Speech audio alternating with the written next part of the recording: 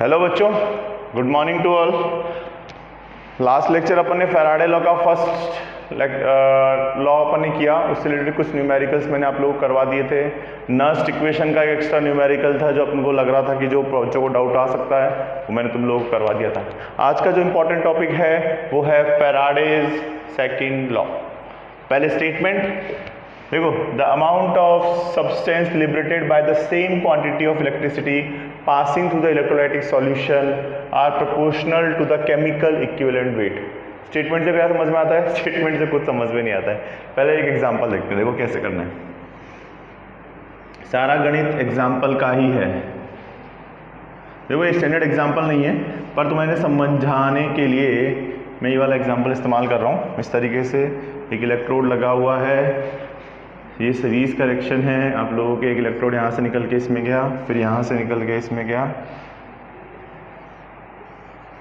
ये एक A section, ये आप लोगों का बी सेक्शन और ये आप लोगों का सी सेक्शन। इस तरीके से है, कोई दिक्कत नहीं है।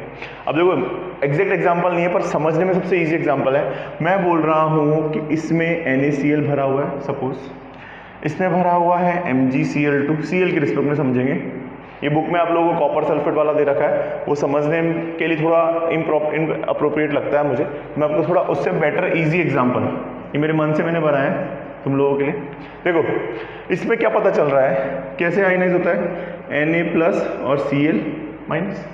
इसमें एक Mg के साथ कितने निकल रहे हैं, Cl-, 2Cl-।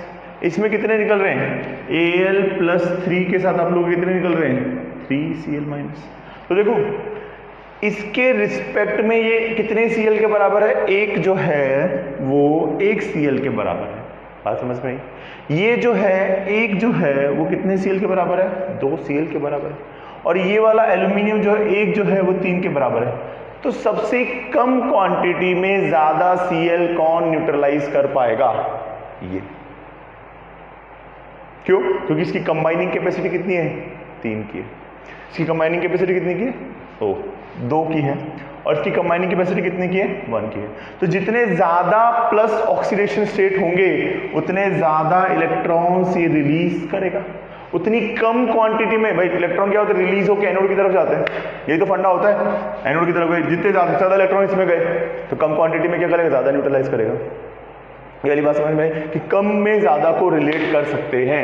अब सारा सब में एक ही तरह करंट फ्लो हो रहा है, लेकिन इसमें क्या हो रहा है, इसमें इक्विवेलेंट वेट अलग डिपॉजिट होगा क्योंकि इस पे चार्ज का गणित अलग है। इसमें 3 इलेक्ट्रॉन के बराबर एक ही है, 1 मोल ही है। इसमें 2 इलेक्ट्रॉन के बराबर कितना है, 1 मोल है। इसमें 1 इलेक्ट्रॉन के बराबर 1 मोल है।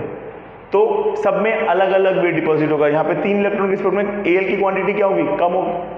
इसमें क्या हो जाएगा, क्वांटिटी थोड़ी सी और ज्यादा होगी, और इसमें क्वांटिटी क्या होगी, और ज्यादा होगी। सिंपल सा लॉजिक। तो अब अपना स्टेटमेंट आता है, the amount of different substance liberated by the same quantity. देखो ये एग्जैक्ट एग्जांपल नहीं, बार बार कह रहा हूं, किसी बुक में तुम्हें एग्जांपल नहीं मिलेगा, पर समझने के लिए Cl से रिलेट करना थोड़ा इजी रहता है, ठीक है। Liberated by the same quantity of electricity. देखो सारा का सारा सीरीज कनेक्शन है, आप लोगों ने फिजिक्स में पढ़ा होगा कि सीरीज कनेक्शन में करंट कैसे फ्लो हो सकता है। Passing through the electrolytic solution, ये सब इलेक्ट्रोलाइटिक सॉल्यूशन है, ठीक है। Is proportional to their chemical equivalent weight. इसमें इक्विवेलेंट वेट इसके चार्ज के रिस्पेक्ट में अलग है, इसमें इक्विवेलेंट वेट चार्ज के रिस्पेक्ट में अलग है, इसके रिस्पेक्ट में इक्विवेलेंट वेट चार्ज के रिस्पेक्ट में अलग है। और इक्विवेलेंट वेट का जो फॉर्मूला होता है वो होता है एटॉमिक मास या atomic weight, atomic mass upon atomic weight divide by x. या कई बुक्स में आप लोगों ने पढ़ा होगा n पढ़ा होगा, दोनों में से या तो x बोलते हैं या n बोलते हैं, अलग अलग बुक्स में। n क्या है, n इज अ इंटीजर, 1 2 3 4 0 1 नहीं 1 2 3 4, ठीक है। कैसे भाई, किसी का भी इक्विवेलेंट वेट निकालना हो तो देखो, अगर मैं एसिड की बात कर रहा हूं H2SO4, x बता रहा हूं x कैसे आता है। अगर मैं एसिड की बात कर रहा हूं तो x क्या होता है, 2H+ और SO4-। ये उसकी क्या कहलाती है, बेसिसिटी कहलाती है एसिड के रिस्पेक्ट में। तो x क्या हो जाता है, एसिड के रिस्पेक्ट में H+। अगर मैं बेस की बात कर रहा हूं, ठीक है, ये मैंने बात की MgOH का whole twice, it is also base. इसके रिस्पेक्ट में क्या हो जाता है, ये आपकी बेस के रिस्पेक्ट में ये इसकी एसिडिटी की इतने कितने H+ की रिक्वायरमेंट होगी, x क्या हुआ यहाँ पे 2, ठीक है। और अगर मैं नॉर्मल NaCl की बात कर रहा हूँ, NaCl, अब इसमें कुछ भी नहीं आता, ना H प्लस है ना O माइनस है, तो number of charge of cation, कि कितने कैटाइन पे चार्ज कितना है, वो रिएक्शन को बैलेंस करेगा। एक एग्जांपल ले लेते हैं, सपोज मुझे एल्यूमिनियम का निकालना हो इक्विवेलेंट वेट। इक्विवेलेंट वेट का फंडा देखो क्यों दिया गया, कि मोल कॉन्सेप्ट में क्या प्रॉब्लम आ रही थी कि N2 प्लस 3H2,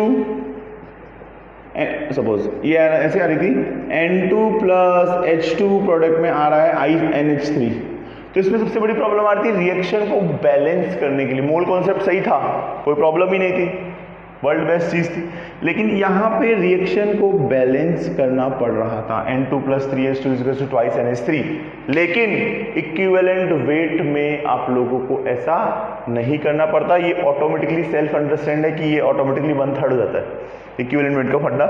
जैसे अभी मुझे एल्यूमिनियम का निकालना हो, तो एटॉमिक मास कितना था एल्यूमिनियम का? एल्यूमिनियम का एटॉमिक मास हो गया 27, और उसकी कंबाइनिंग कैपेसिटी क्या हो जाएगी? Number of charge of cation divide by 3। Copper का निकालना हो CuSO4 के अंदर Cu प्लस 2 है, ठीक है, तो कॉपर होता है 63.5 डिवाइड बाय 2। तो ये इसका इक्विवेलेंट वेट हो गया कि the amount of different separated liberate, अभी यहाँ पे अलग सब्सटेंस के रिस्पेक्ट में अलग वेट लिबरेट होगा, क्योंकि यहाँ पे कम ज्यादा की रिक्वायरमेंट पड़ रही है, यहाँ पे थोड़ा और कम, यहाँ पे थोड़ा और कम। तो liberated at the same by the same quantity of electricity passing through the electrolyte solution are proportional to their chemical equivalent weight। किसके बराबर होता है? उसके केमिकल इक्विवेलेंट वेट के बराबर होता है। कहानी खत्म। आगे की कहानी, अब इसका एक न्यूमेरिकल है NCERT के बेस। एग्जाम में आप लोगों का स्टेटमेंट कंपलसरी लिखना है, स्टेटमेंट के बिना कहानी शुरू नहीं होगी। और भैया वीडियो देखो तो नोट्स बनाओ, it is request and order both. मान लो तो ऑर्डर, नहीं मानो तो रिक्वेस्ट। थोड़ा सा काम करो भैया, आप लोग नोट्स अच्छे से बनाओ। अब देखो इसका एक क्वेश्चन है NCERT में, वही क्वेश्चन करवाने वाला हूं मैं। ये सब बहुत अच्छा न्यूमेरिकल है और इससे आपको सब तरह के कॉन्सेप्ट समझ में आ जाएंगे।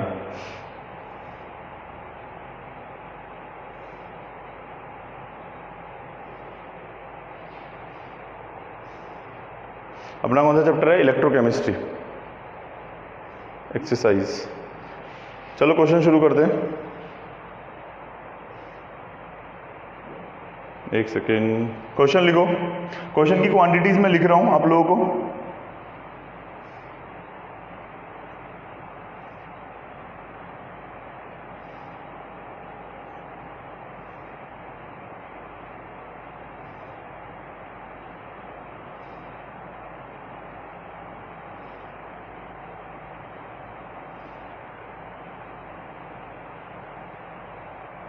हाँ, ये रहा क्वेश्चन, एक्सरसाइज का क्वेश्चन नंबर 3.16। क्वेश्चन क्या बोलता है? 3 सेल है, देखो क्वेश्चन की वैल्यूज लिख रहा हूं मैं ABC, ठीक है। एक्सरसाइज का क्वेश्चन नंबर 3.16, ये 4 मार्क का वेटेज रखता है। एग्जाम के पॉइंट ऑफ व्यू से बहुत बहुत बहुत बहुत बहुत इंपॉर्टेंट क्वेश्चन है, ठीक है। इसको अच्छे से कर लेना, ठीक है। देखो क्वेश्चन सॉल्व कराते हैं। क्वेश्चन क्या बोल रहा है? इलेक्ट्रिसिटी पासिस थ्रू, एक में ZnSO4 भरा हुआ है, इसमें ZnSO4 मान लेते हैं, इसमें भरा हुआ है AgNO3, ठीक है, और इसमें भरा हुआ है आप लोगों का कॉपर सल्फेट। इसमें क्या भरा हुआ है? कॉपर सल्फेट का सॉल्यूशन भरा हुआ है। ओके बच्चों, तो अपना ये वाला क्वेश्चन दे रखा है। क्वेश्चन दोबारा रीड कर रहा हूं मैं आप लोगों के लिए। क्वेश्चन ABC 3 अलग अलग वैल्यू दे रखी है, ZnSO4, AgNO3 और copper sulphate connected to a series. अच्छा, नेक्स्ट पॉइंट दे रखा है a steady current of 1.5 ampere. इसमें से कितना करंट पास हो रहा है? I = 1.5, ठीक है। was passed through the until 1.4 gram of deposited of silver. 1.5 ampere काम करने पर 1.45 क्या हो रहा है? डिपॉजिट हो रहा है। क्वेश्चन पूछा है how long did it flow, how long did the current flow. सबसे पहले टाइम निकालना है हमको। पहला पार्ट सॉल्व करें, एक एक पार्ट सॉल्व करके करेंगे आराम से, कोई दिक्कत नहीं है। तो देखो सबसे पहला पार्ट क्या बोल रहा है कि कितने टाइम के लिए आप लोगों का करंट फ्लो होगा। तो सबसे पहला गणित जो था अपना रिएक्शन लिखना था, वही फैराडे फर्स्ट लॉ से होगा। सेकंड लॉ का इसमें कोई रोल नहीं है, ठीक है। फैराडे फर्स्ट लॉ क्या बोलता था? वही reduction, Ag plus plus electron is equals to Ag। कोई इक्विवेलेंट मास का फंडा नहीं, 108, ठीक है। 108 के रिस्पेक्ट में ये हो जाएगा 96500। आप लोगों को निकालना है 1.5 में। भाई अगर आप 1.5 में Q निकाल लो तो Q is equal to I आप लोगों को दे रखा है, दिस वन इज I। आप लोग वहां से क्या निकाल लोगे, T निकाल लोगे। तो वही अपना लैंग्वेज वाला गेम। देखो लैंग्वेज वाला गेम इसलिए सिखा रहा हूँ, फॉर्मूले से भी सिखा सकते हैं, लेकिन फिर कंफ्यूजन हो, एक ही फॉर्मूले से आपको हर बार हर तरह का न्यूमेरिकल निकलेगा। लैंग्वेज वाले गेम में देखो क्या होगा आप लोगों के लिए, क्या आप लोगों को निकालना है, चार्ज निकालना है। तो लैंग्वेज में चार्ज को बार लिखो, 108 ग्राम ऑफ Ag प्रोड्यूस या Ag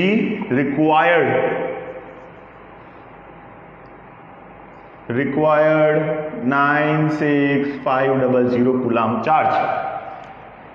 So 1 gram of Ag required 96500 upon 108, और कितने में पूछा है, 1.5 ग्राम ऑफ रिक्वायर्डिंग ऑफ चार्ज। यहाँ पे सॉल्व कर रहा हूँ, 96500 मल्टीप्लाई बाय 108 और मल्टीप्लाई बाय 1.5। इसको सॉल्व कर लोगे तो डायरेक्ट आप लोगों को क्या आ जाएगा, Q की वैल्यू आ जाएगी, यहाँ पे Q इज इक्वल टू आप जो के लोग आ जाएगा 12945.43 कूलम। डिवाइड करना है कैलकुलेटर से, वो लोग आप आराम से कर सकते हो। अब उनको पता है, देखो कॉन्सेप्ट क्या बोलता है, Q इज इक्वल टू क्या होता है, IT, कोई प्रॉब्लम ही नहीं है। तो आप लोगों का क्या हो जाएगा, Q is equal to IT होता है, आप लोगों को निकालना है I निकालना है,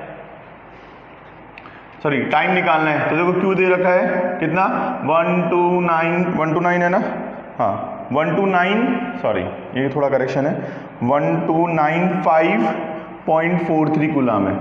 तो 1295.43 कूलम आप लोगों के चार्ज आ गया। करंट कितना दे रखा था, 1.45, और टाइम आप लोगों को पता है ही, डिवाइड कर दो, 1.45 से डिवाइड कर दो, तो आप लोगों के क्या आ जाएगा, इस तरीके से टाइम आ जाएगा। कितना आ जाएगा, इस तरीके से आप लोगों का क्या आ जाएगा, टाइम आ जाएगा। 129.43 अपॉन 1.45 डिवाइड कर दो, सिंपल सा फंडा, प्रॉब्लम सॉल्व। आप लोगों के यहाँ से क्या आ गया, करंट आ गया। ये पहला पार्ट सॉल्व हो गया। अब दूसरा पार्ट जो है, what mass of copper and zinc were deposited, कि सारे सीरीज में कनेक्टेड है, तो कॉपर और जिंक में कितना डिपॉजिट होगा। तो देखो उसके दो तरीके सिखाऊंगा मैं आप लोगों को, दोनों तरीके से मैं कोई सा भी कर सकते हो, दोनों सही है, कोई प्रॉब्लम नहीं है। कॉन्सेप्ट दोनों का एग्जैक्टली, एक फैराडे फर्स्ट लॉ लगाई करेंगे, एक फैराडे सेकंड लॉ लगाई करेंगे। तो एक बार फैराडे फर्स्ट लॉ से करते हैं वापस से। अपने बोला कि सपोज कॉपर कितना डिपॉजिट होगा, ठीक है, मुझे पूछा कॉपर कितना डिपॉजिट होगा, इसे रब कर दूं, ये पहला पार्ट सॉल्व हो गया। अब उनको इस चार्ज की जरूरत पड़ेगी।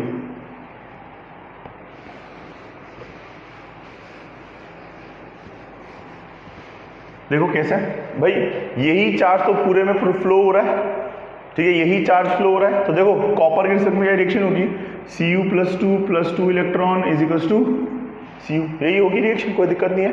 अब कॉपर का जो मास होता है 63.5 होता है, कॉपर इज 63.5 और Zn होता है 65.4।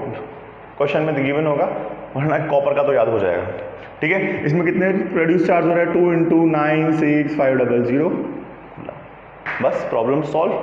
इसमें इतना चार्ज प्रोड्यूस हो रहा है, तो आप लोगों को कैसे लिखना पड़ेगा, वही इस बार मुझे क्या निकाला, इतने चार्ज में कितना वेट डिपॉजिट होगा, क्या इतने चार्ज में कितना वेट डिपॉजिट होगा। तो कैसे करेंगे, क्या पूछा है मुझे, वेट पूछा है, 2 × 96500 चार्ज रिक्वायर्ड, कितना कॉपर रिक्वायर्ड है, 63.5 ग्राम।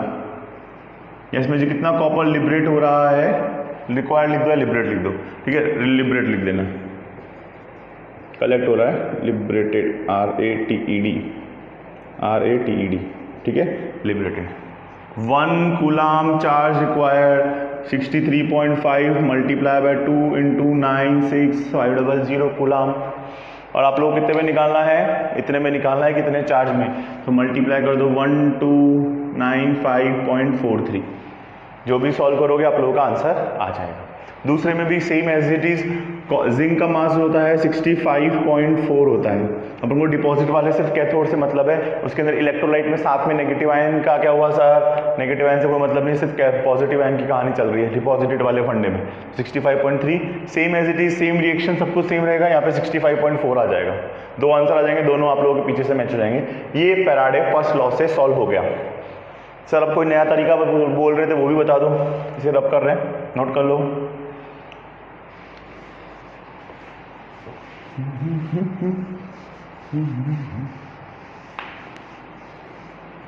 देखो क्या बोल रहा है आगे का तरीका। हाँ इसे देखते हैं, ये बोल रहा है आप लोगों का। हाँ देखो एक चीज होती है कि अपन ने बोला था जितना इक्विवेलेंट मास, ये एक फॉर्मूला होता है W1/W2। आप लोगों की बुक्स में नहीं दे रखा, लेकिन लास्ट ईयर की बुक्स में या कोई स्टैंडर्ड बुक आप पढ़ाते हो तो कोई दिक्कत नहीं है, फॉर्मूला एकदम सही है। W1/W2 E1/2, weight of deposit equivalent mass क्या होता है, एटॉमिक मास अपॉन वैलेंसी। अब कहानी में क्वेश्चन मैंने रब कर दिया है, क्वेश्चन दोबारा लिखना पड़ेगा। वैल्यूज को अपन को तीन चीजें दे रखी थी, A B C, ए की क्वांटिटी दे रखी है 1.45, ए की क्वांटिटी दे रखी है 1.45 ग्राम, ए की क्वांटिटी दे रखी है 1.45 ग्राम में कितना वेट डिपॉजिट होगा, 1.45 ग्राम में कितना वेट डिपॉजिट होगा। तो देखो 1.45 ग्राम में कितना वेट डिपॉजिट होगा आप लोगों को निकालना है। अच्छा उसमें अपन ने लैंग्वेज में थोड़ा प्रॉब्लम हो गया, 1.45 वाला अपना जो लॉजिक था ना भाई क्या था, एक बार करेक्शन देख लो, वो वैल्यूज एक्सचेंज हो गई है। 96500 मल्टीप्लाई बाय 1.45 आएगा, करेक्शन कर लेना, मल्टीप्लाई बाय 1.45 ग्राम। तो चार्ज और ग्राम में भाई ढंग से लिखा करो, वैल्यू कभी भी एक्सचेंज हो सकती है। और अपना जो कितना था यहाँ पे AG108 आएगा, ये वाला सही है, 1.45 आएगा यहाँ पे, उसमें 1.4 करेक्शन, लैंग्वेज वही है, सिर्फ वो चार्ज और ग्राम थोड़ा सा चेंज हो गया। हाँ अब देखो 1.4 ग्राम डिपॉजिट, अब अपना कौन कौन सा निकालना है, यहाँ पे मैं बोल रहा हूँ कि Ag है और यहाँ पे अपना कॉपर है, कॉपर सल्फेट, तो मुझे इससे इक्विवेलेंट मास निकालना है। तो देखो weight of Ag, weight of copper, equivalent mass of Ag, equivalent mass of copper. देखो weight of Ag already question में गिवन है 1.45, वेट ऑफ कॉपर आप लोगों को निकालना है। इक्विवेलेंट मास क्या होता था, इक्विवेलेंट मास ऑफ Ag क्या होता था, एटॉमिक मास और वेट अपॉन x या n, नंबर ऑफ मोल्स नहीं, तो अपना क्या बन रहा था Ag प्लस, तो Ag का होता है 108 और उसकी ऑक्सीडेशन स्टेट क्या है +1, तो यहाँ पे वैल्यू वैसे की वैसे आ जाएगी, तो यहाँ पे हो जाएगा 108 डिवाइड बाय 1, तो ये हो जाएगा आप लोगों का 108 डिवाइड बाय 1।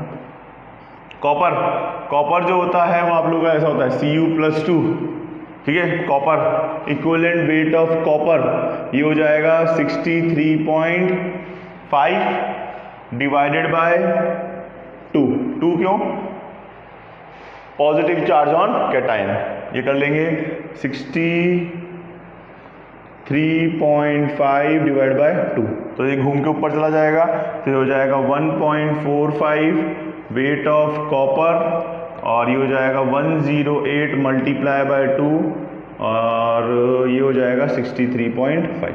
अब इसको क्रॉस मल्टीप्लाई करेंगे तो weight of copper is equal to हो जाएगा 1.45 मल्टीप्लाई बाय 63.5, 108 डिवाइड बाय 2, तो वेट ऑफ कॉपर निकालो। सिंपल सा फंडा, समझ में आ गया होगा, ठीक है। उसमें थोड़ा सा गड़बड़ हो गया था, वैल्यूज़ को चार्ज की जगह ग्राम लिख दिया था, कोई प्रॉब्लम नहीं है, लेकिन ये भी फॉर्मूला सही है, इसमें उसकी ज़रूरत भी नहीं पड़ेगी, डायरेक्ट सॉल्व कर लो आंसर आ जाएगा, कोई दिक्कत नहीं। सिमिलरली दूसरे वाले केस में क्या कर लेंगे, W1/2, इस बार कॉपर की जगह क्या ले लेना आप लोगों को, जो भी दे रखा है, क्या दे रखा है, Zn दे रखा है, तो कॉपर की जगह Zn का इस्तेमाल कर लेंगे, ZnSO4 का इस्तेमाल कर लेंगे, तो प्रॉब्लम क्या हो जाएगी, इस तरीके से सॉल्व हो जाएगी। तो दो तरीके हैं, पहला फैराडे फर्स्ट लॉ और ये नया फॉर्मूला है, ठीक है। सर ने केमिस्ट्री में आप लोगों को ऑलरेडी पढ़ाया होगा, लेकिन ये वाला फॉर्मूला इस तरीके से इस क्वेश्चन में इजीली अप्लाई कर सकते हैं। अब एक आधा क्वेश्चन मुझे और कराना है आप लोगों को एक्सरसाइज का, तो वो मैं आप लोगों को बता देता हूँ, इसे रब कर देते हैं। आई होप समझ में आया होगा। बहुत ही सिंपल। और ये वो वाला न्यूमेरिकल है जो 4 मार्क का वेटेज रखता है, ये वो वाला न्यूमेरिकल है जो 4 मार्क का वेटेज रखता है, ध्यान रखना, गड़बड़ मत कर देना। एक्सरसाइज का आप लोगों को देखो हर टाइप का एक क्वेश्चन करा रहा हूँ, इसलिए मैं ये करा रहा हूँ आप लोगों को। एक्सरसाइज का क्वेश्चन नंबर 3.4 का फर्स्ट पार्ट, रिएक्शन आप लोगों को दे रखी है 2Cr plus 3CD plus 2, product में आ जाएगा 2Cr प्लस 3 प्लस 3CD। ये वाली बात क्लियर है? आई होप ये वाली बात क्लियर होगी आप लोगों को।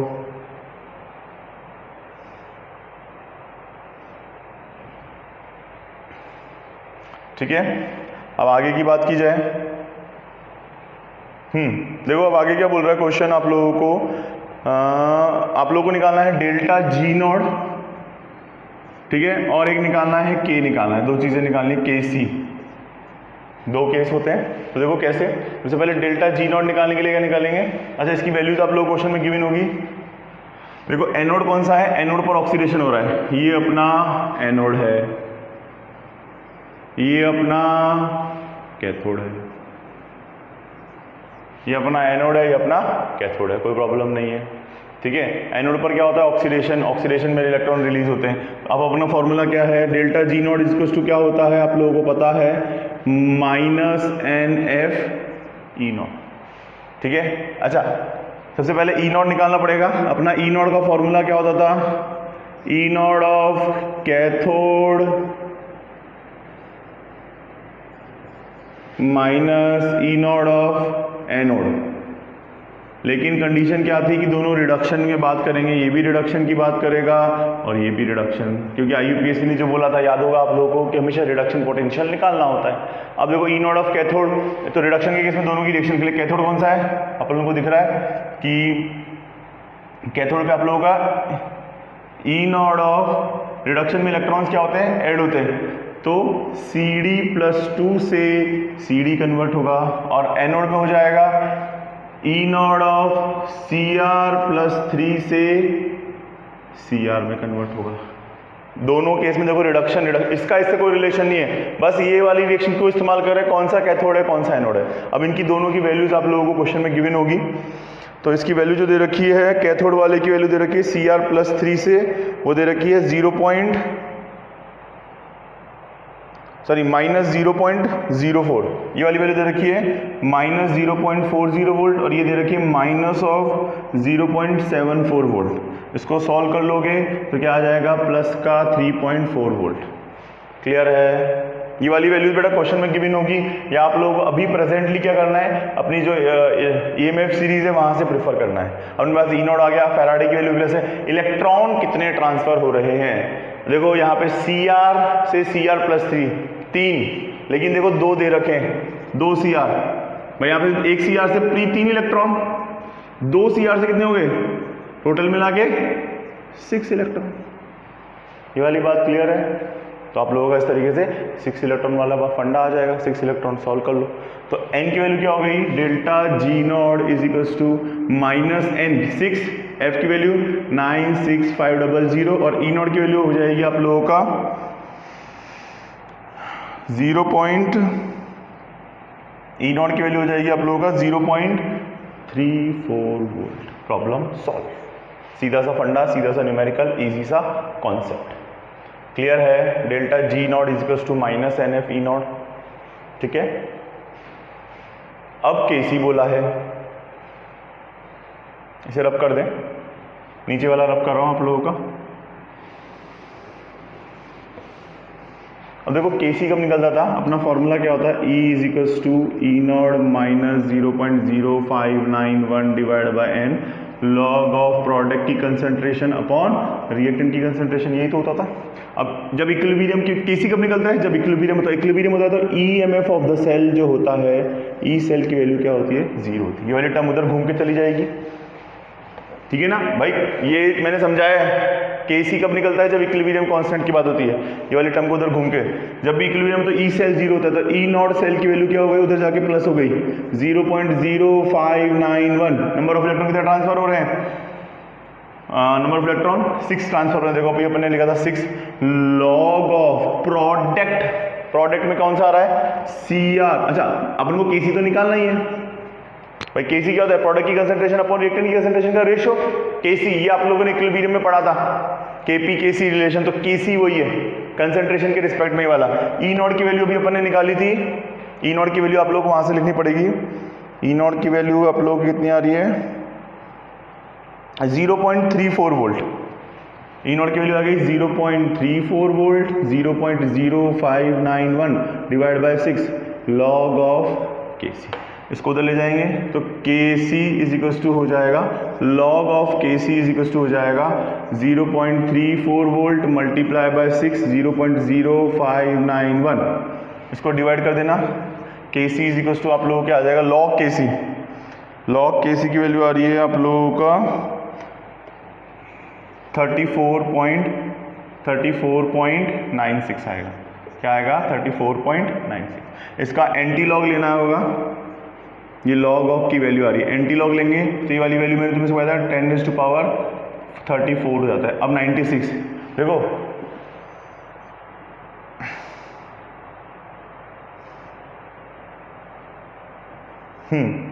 देखिए 96 नहीं था, ये 496 है। Let me correct, 496। ठीक है, तो देखो अब देखो log 3 की वैल्यू होती है 0.47 और log 4 की वैल्यू होती है 0.60। इसके देखो किसके ज़्यादा पास है? 3 के पास है। 3 के ज़्यादा पास है। अप्रॉक्स लेंगे तो 3.1 या 3.2 आंसर। एंटीलॉग, ये एंटीलॉग लिया भैया। एंटीलॉग का मैंने वीडियो बना दिया है और एक बार क्लास में भी आपको समझा दिया है। ठीक है, ये बहुत अच्छा न्यूमेरिकल, इसको प्रैक्टिस करना। आज के लिए इतना ही बहुत है। Thank you from my side बच्चों, all the best, bye bye, take care.